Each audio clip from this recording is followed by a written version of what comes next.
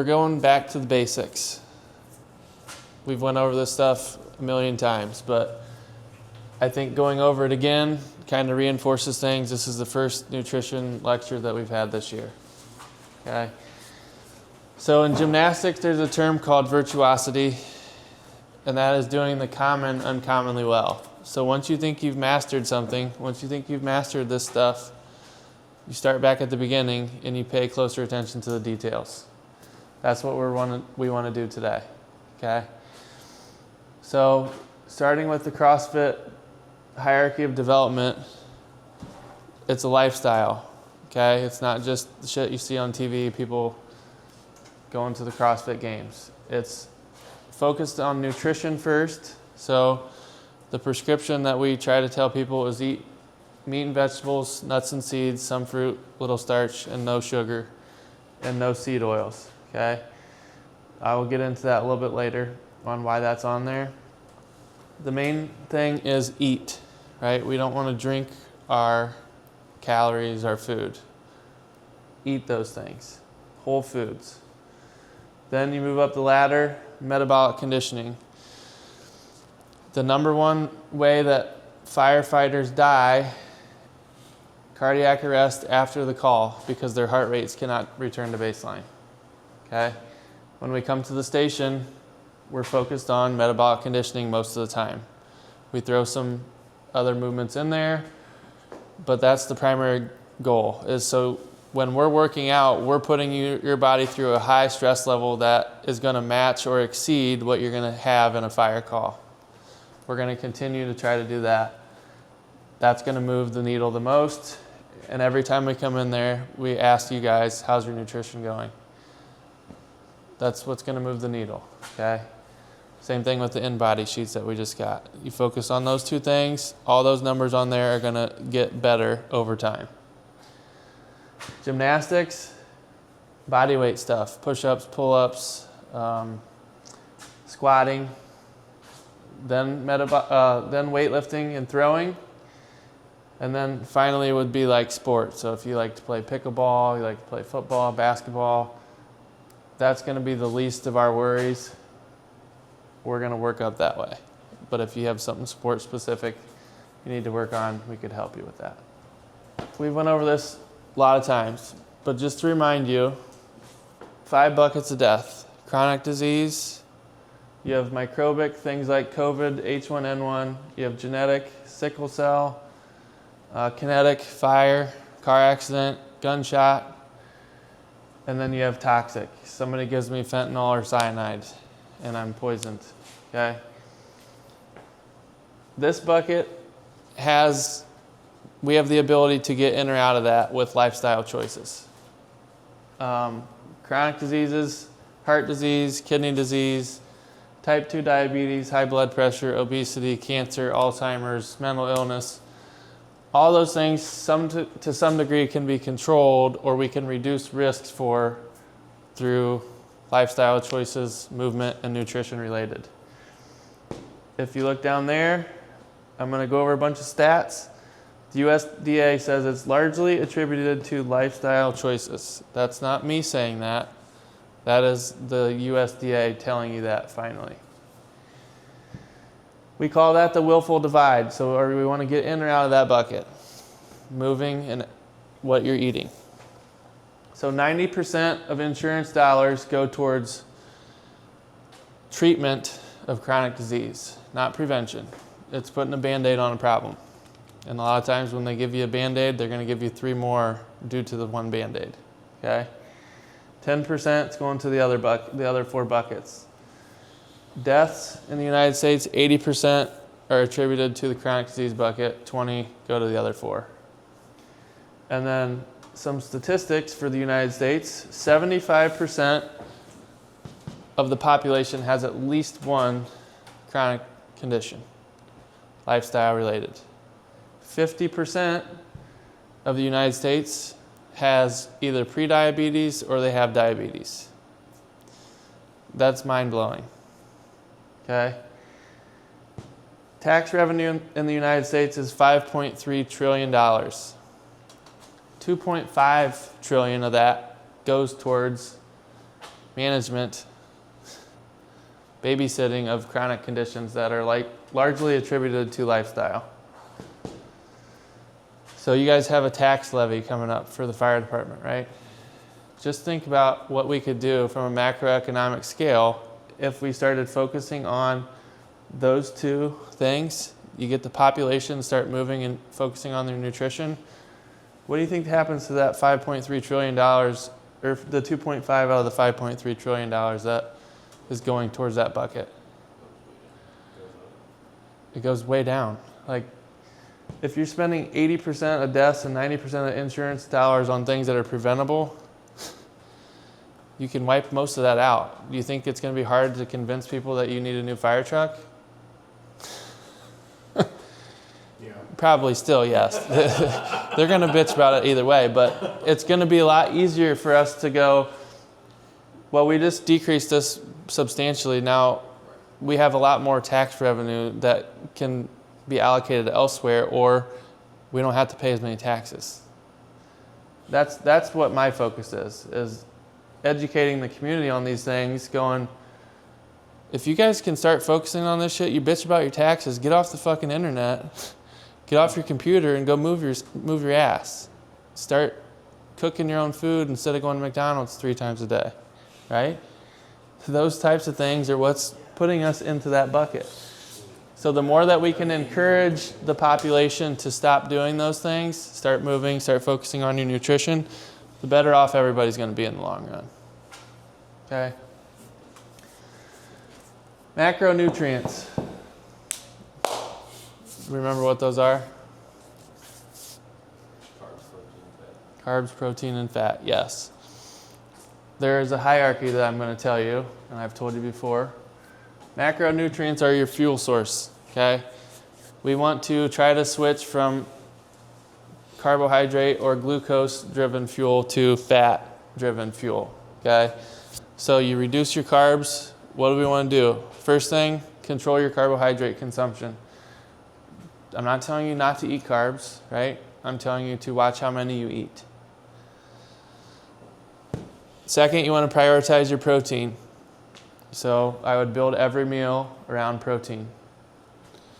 And then third is don't fear fat. For decades, there was a fear-mongering effort to, don't eat fat, don't eat fat. Well, that's what's making people hungry. If you eat more fat, you're going to feel full. So if you have no idea where to start on this, I would take your ideal body weight, okay? If I wanted to weigh 200 pounds, I would take my ideal body weight, multiply it by half. That's how many carbohydrates I would eat. So I'd eat 100 grams of carbs.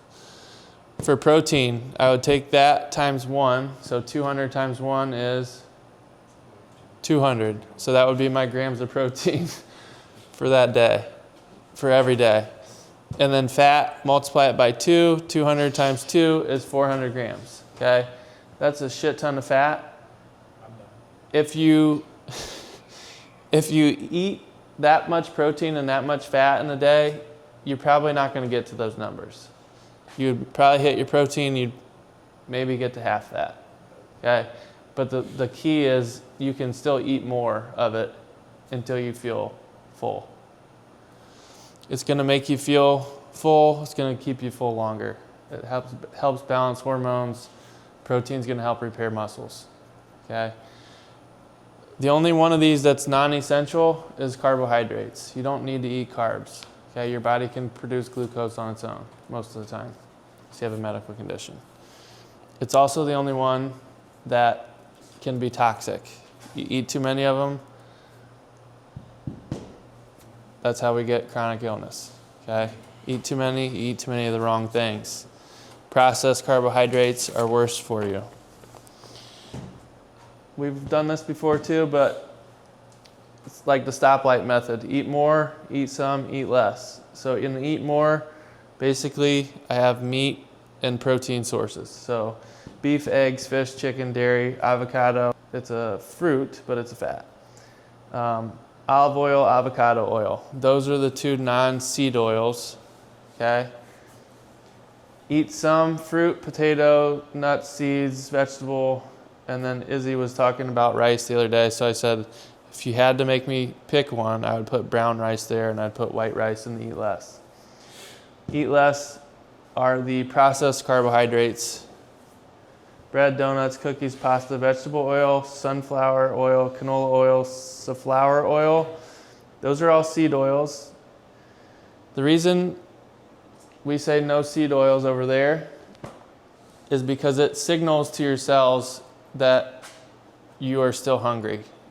So it's basically telling you, hey, eat more, eat more, eat more. So if you're going to McDonald's, right, when you get done eating your Big Mac meal, do you feel hungry still?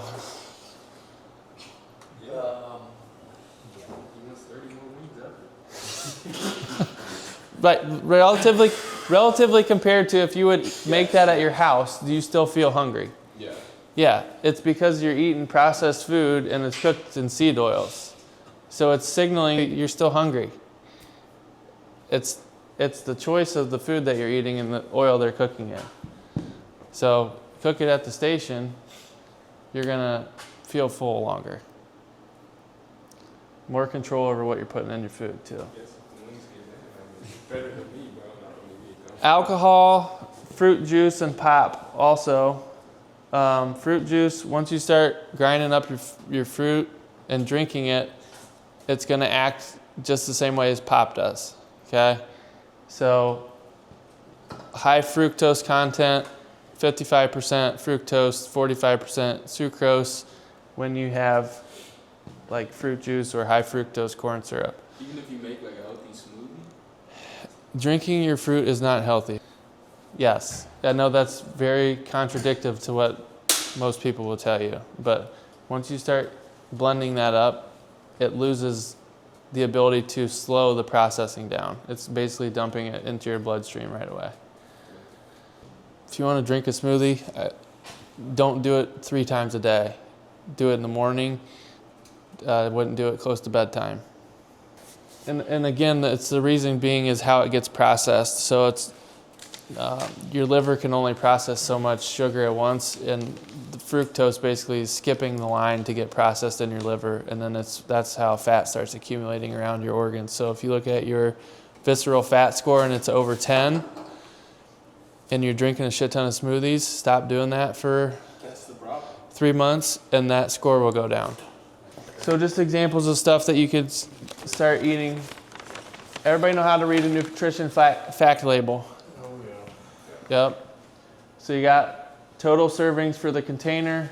This one had 4. Serving size is a cup or 180 grams. It's got the calories per serving listed there, which is basically a math equation for your protein, carbs, and fats. And then like this one, I think they screwed it up because some of them will subtract the fiber out, but the math still doesn't work. So protein's 11 grams, carbs is 34. Underneath your carbs, that's where you're going to find sugar, total sugar, added sugar. We want to try to reduce and minimize that number as much as possible. And then you have your fat at the bottom, typically. Most of them will look exactly like this. Some of them, they're written horizontally on the label. But the main thing is you're looking at the content of the protein, the fats, and the carbs, and trying to reduce or minimize that added sugar over time. Okay. Suggestions on how to get better over time. Track your food. Okay? It doesn't matter to me how you do that. You could weigh and measure your food, type your macros in an app on what you wanted to hit for the day, scan every barcode and put the food in there as you're eating it. You could use hand-sized portions. When we started this program and as people got added to the department, we offered to give you a nutrition guide, and in there it would tell you how many hand sizes of protein, carbs, and fats you need to eat per meal to hit your goal. That would be another way. You could write down your food in a journal. hey, I ate McDonald's, I had a Big Mac, and then I went and blew up the toilet 30 minutes later. Right? So I know that I shouldn't eat that again. But I didn't do that the last year and a half, so I just kept blowing up the toilet thinking that, oh, I have irritable bowel syndrome. No, you have, I'm a dumb fuck attack. I'm going back to McDonald's. So that could be a really beneficial way to find out what's going on. Why are you shitting your pants during the day? So it keeps happening. I don't understand. It's not shit. That is a good way to figure that out. Like if you're keeping track of that, you can go back and look at it. Oh, that's what I ate. And I ate that 2 weeks ago when that happened. And it can fast track things instead of going to the doctor and them trying to treat you over time. You can kind of speed that process up. Okay. Fasting. I would highly recommend you consult a doctor, because if you're on 6 medications and you stop eating, it can fuck you up big time. But it's a good tool to lower insulin levels, control blood sugar. There might be somebody that's sitting in here that has done that successfully to get off stuff that was in that bucket. Okay? So, good tool, good tool. Somebody else at the department's done this successfully and lost a lot of weight. Those other strategies that you can use. Meal calendar. Okay, we handed these out to the other shifts. What am I going to eat this week? So you would fill this thing out.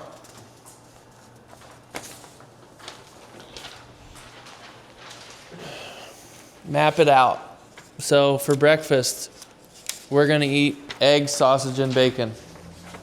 For lunch, we're going to have some sort of taco bowl. So ground beef, sweet potatoes, and then I think Lexis puts cottage cheese in there too. Dinner, we're going to have different things every night. So I think tonight we're having steak, sweet potatoes, and asparagus. Tomorrow night we're going to have tacos. So that's just a leftover night. Tuesday we're going to have chicken of some sort. Wednesday we're going to have burgers. And then I have a 40-hour fast planned starting Thursday. So I will not eat again after dinner on Wednesday. I'll fast Thursday, fast Friday, basically. And then Saturday we'll start eating again. So what am I going to eat? This is a very easy way to map that out for your week, kind of set you up for success going forward. Once you figure out what you're going to eat, you need to figure out what you need to buy. So you need to look at your pantry, your refrigerator, your freezer, and figure out a grocery shopping list. This goes back to what we're telling you to eat. It's grouped by meat, vegetables, nuts, seeds, some fruit, little starch, no sugar, no seed oils, okay? So try to stick to whole foods when you are planning that out. What am I going to eat? What do I need to buy? Very simple. In theory, very hard to do, very hard to execute on. So other things that you can do, shop the perimeter of the grocery store. That's typically where the whole foods are. Those things that you can either hunt and kill or you can grow. Those are whole foods. Okay? Kroger has started putting pastries between the fruit and the meat. That doesn't count. Okay? You have to skip that part. Don't go to the store hungry. Okay? You need to eat before you go. If you go into the store hungry, you're more inclined to buy shit that you didn't want to, wasn't on your list, and you shouldn't be eating. Like those donut, pastry, cookie section in Kroger. That's why they put it there, because they know that you have a weak mind and you're going to grab it, right? It's a strategy. Gets me every time. Order online. That's a good thing. You don't go into the store, okay? You can repeat your orders. Buy in bulk. That will reduce your cost per meal. So if you are able to do that, Yetter Farms, we have a flyer up there. They sell bulk beef. You can buy chicken from them. If you live around here, they will deliver it to your house. You can literally go online, you order how much you want, they deliver it to your house. Just tell them we sent you. And no, we don't get a kickback or a commission off that. We just like to support other local businesses. BrokenScience.org. They post a recipe to our website every day. If you go to their website and go to the Fix archive and click on belly, you can sort by protein type. It will give you the recipes. There's one posted every day. It gives you the recipe, it gives you the ingredient list, and then it gives you a video on how to make the food. So if you can't read, you can also watch the video and it will walk you through it. You already had a couple of the recipes. Yes, you have. You guys do a good job of that, and you're the only shift that I'm aware of that has actually used that and implemented it during your guys' shift when you cook. I know. Kurt's a machine. I am the machine. Perfect. I printed just the right amount of those out, and I have one of those left, which is awesome. So take one of these and pass it down, and then take one of these and... So this thing, okay? I'm going to try to give you one of these every quarter. So if I forget, you guys can yell at me. You need a pen.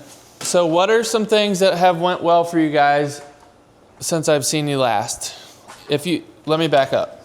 If you look on this sheet, there are 5 health domains listed there. Nutrition, sleep, stress and recovery, movement, and then mindset or ability to change.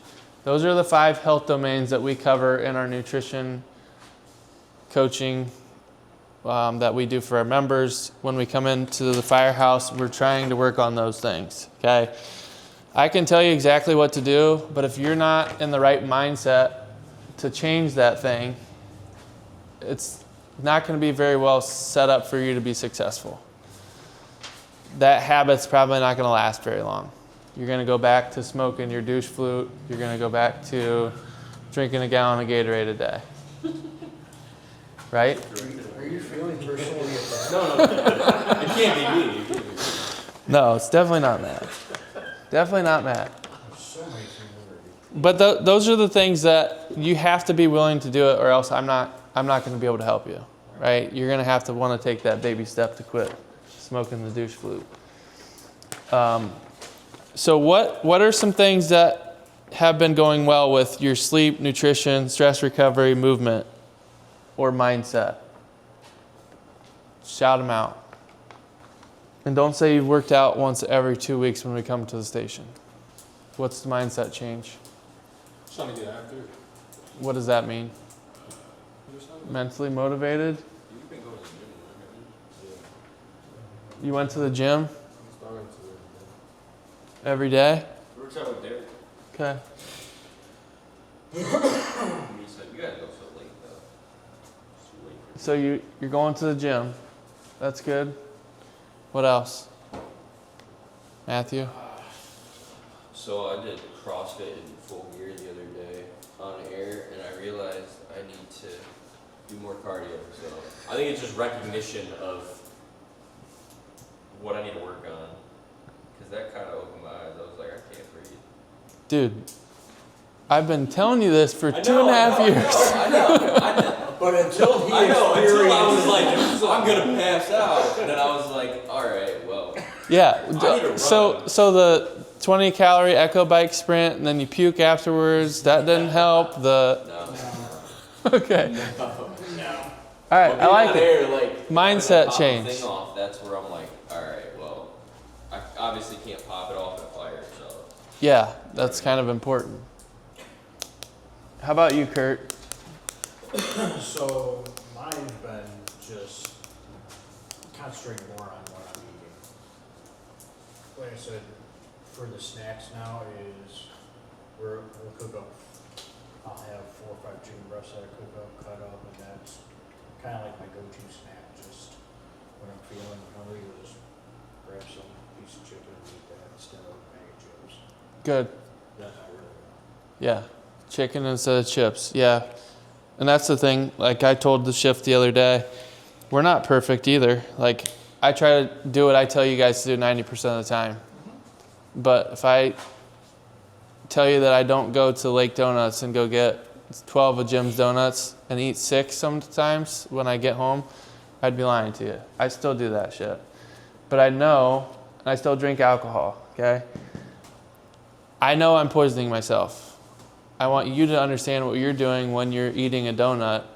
You're basically just dumping glucose into your body. And if you continually do that over time, it's a chronic condition waiting to happen. So we're trying to educate you on reducing the risks for that bucket. I'm not telling you it's going to completely go away, but I'm going to tell you that if you focus on it and you try and you work on it and you work on it and you work on it, you're going to be a lot less of a risk for that shit than if you just continue to do the same shit over and over again that's leading you towards that bucket. What has not went well? Meal prep. Meal prep? Why?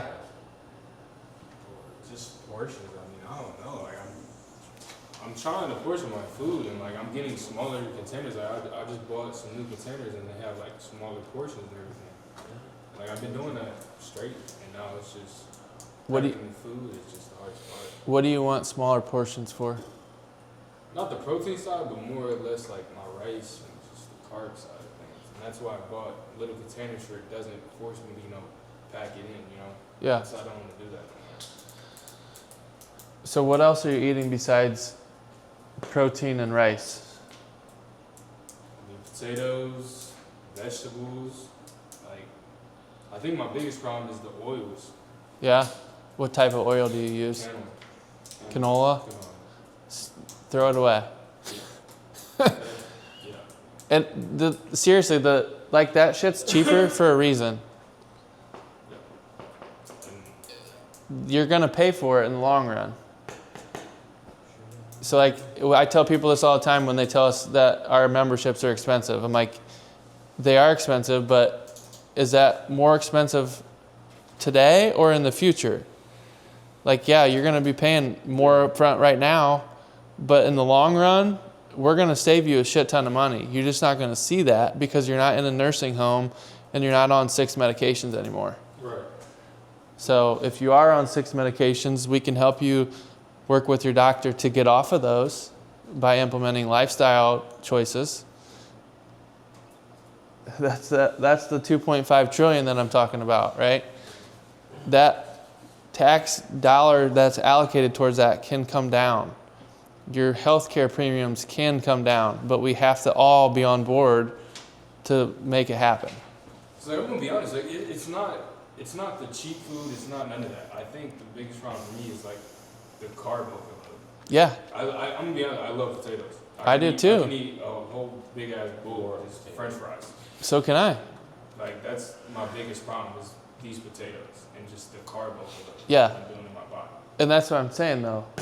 It doesn't matter what the carb is. You could eat 6 gallons of fruit a day, or you could drink a quart of fruit juice a day and run a marathon every single day, and you're still going to get fucked up from the fruit juice. Yeah.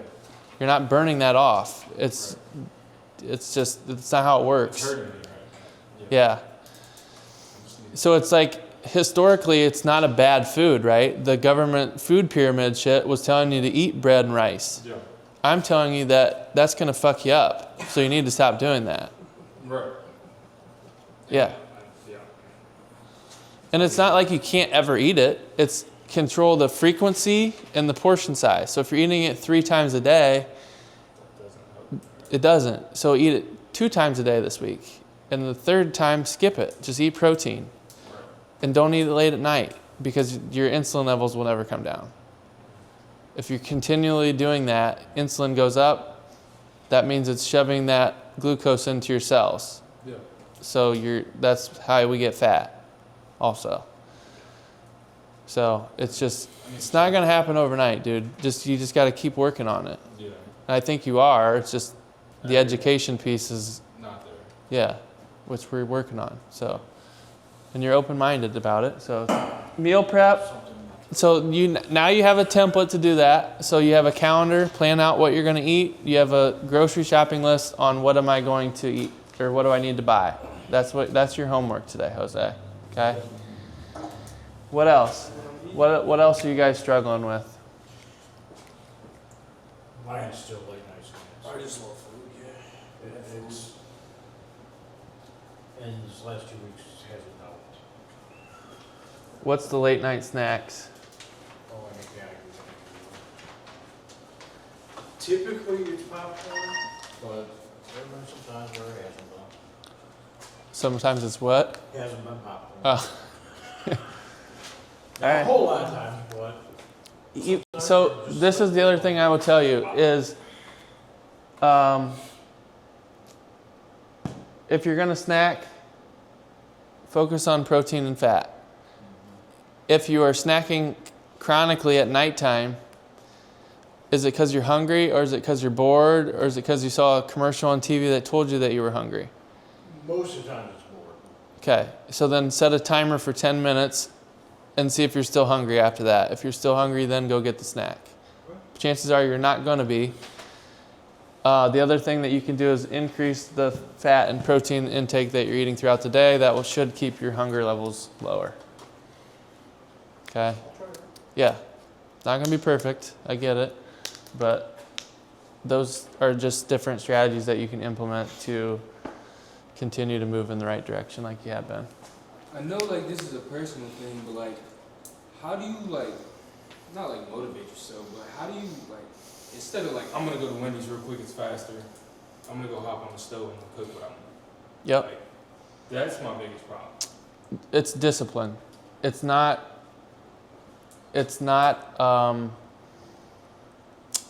motivation driven. If you're relying on motivation, you're never going to get shit done. If you're disciplined, schedule it into your calendar. I know every third day I'm going to have to go back to the fire station. So on the other 2 days, I'm going to make sure that I have a calendar of food that I'm going to have. I'm going to make sure that I have the food available, and I'm going to set a time in the day where I'm going to prep that food. It doesn't matter what else is going on. That's the time where I'm setting aside an hour or two to get the groceries, to cut them up, to cook them, and put them into a container that I can grab and go from the refrigerator. The other thing is, if you have a choice between Wendy's or not eating,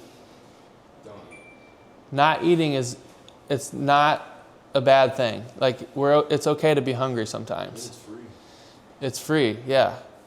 So you can eat Wendy's and make it work also. So I'm not telling you that you can never do that. But hey, don't get the bun on the sandwich. Make sure you're not getting a large fry with it. Get a baked potato. Get something else to where it's gonna not be as processed of a food, and you're not gonna be starving. But going back to those three things: control carbs first, prioritize protein, and then don't fear fat. That's the hierarchy of what you need to be thinking about when you're trying to build a meal every time. Because my problem is I'm not overeating. I think the problem is I'm gonna go to Wendy's, right? I'm gonna eat that only for today. I'm not gonna eat for the rest of the time. Yep. I'm only eating Wendy's and boom. That's all my body's getting. And like that's just I think it works, but it doesn't, because obviously the sheets telling me I'm fucking up. Yeah. But yeah, like that's the reality. You know what I mean? Like I'm just being open about it, honestly. Yeah, and no, I appreciate that. And that's the thing, like I've drawn a diagram before on like this thing where it's like you want to try to balance your hormones out with your food. So on this side you have glucose, and this side you have, sorry, I lied. This side's insulin, and this side's glucagon. That's dictated by your food intake. So if you're constantly eating carbohydrates, your insulin levels are going to be high. Glucagon levels are going to be low. Glucagon is the hormone that basically is hunger. It's going to help you with hunger. It's going to dictate what energy source you're burning. fat or glucose. So if you're eating Wendy's and you eat a cheeseburger with a bun and you eat fries and you get a Frosty, your insulin levels are going up because you just dumped a shit ton of glucose in your body. Right. If you eat the patty or 2 patties and that's all you eat, this insulin level is going to come down, the glucagon level is going to go up, and it's going to signal to your pancreas, I need to produce glucose on my own. So it's only going to give your body as much as you need. It's not going to be doing that and going, holy fuck, what do I do with all this other glucose floating around in my body? Right. So if you can start to think about every meal I need to eat protein and I don't give a fuck about anything else, I don't need to eat that stuff, That's what you're going to get better results and you're going to see that InBody score improve. But you need to rely on these two to help you figure that out and remind you of that every shift. Right. Like this is my biggest problem. Like I know what it is. I just need to change it. I need to find something that works for me. Yep. 100%. And just obviously eating Wendy's, not eating all day, and then finally eating a home cooked meal at 6:30, 7 o'clock. Just Yep. I need to stop eating that Wendy's shit. Just fast food in general. Yeah. I mean, it's not the greatest thing. You can make it work, but if you're eating it a lot, risks increased.